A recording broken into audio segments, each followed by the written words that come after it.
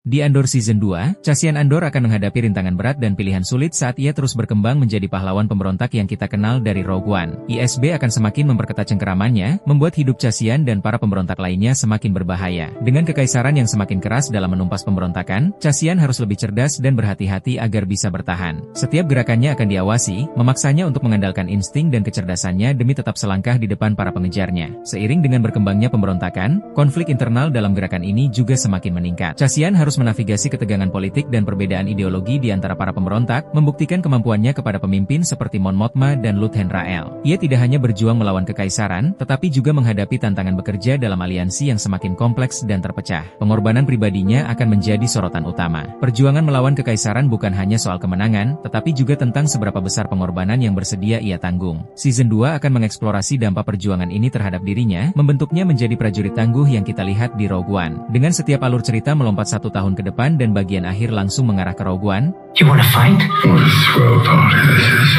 waktu akan menjadi tekanan yang terus-menerus. Cassian akan berpacu dengan waktu, membuat setiap misi semakin mendesak dan setiap keputusan semakin krusial. ISB juga tidak akan melambat. Penindasan terhadap pemberontakan akan semakin brutal, dengan hukuman lebih keras, pengawasan lebih ketat, dan taktik yang lebih kejam. Dedra Meero, seorang perwira ISB, tetap bertekad memburu Cassian, menjadikan kelangsungan hidupnya sebagai misi pribadi. Kekaisaran bahkan bisa memperluas penggunaan agen rahasia untuk menyusup ke dalam sel pemberontak, menambah lapisan bahaya dalam perjuangan mereka. Cassian harus mengasah keterampilannya sebagai mata-mata. Bertahan hidup saja tidak cukup, ia harus menguasai seni penyamaran, pengumpulan intelijen, dan beroperasi dalam bayangan. Ia akan dipaksa untuk beradaptasi dengan cepat, belajar menghadapi misi-misi berisiko tinggi sementara kekaisaran semakin mendekat di setiap langkahnya. Kepemimpinan akan menjadi bagian penting dari perjalanannya. Cassian yang selama ini lebih suka bergerak sendiri kini harus belajar bekerja dalam tim dan mendapatkan kepercayaan dari orang-orang di sekitarnya. Meskipun aliansi pemberontak sendiri masih dilanda konflik internal. Dengan cengkeraman ISB yang semakin erat dan misi Cassian yang semakin berbahaya, We're no more.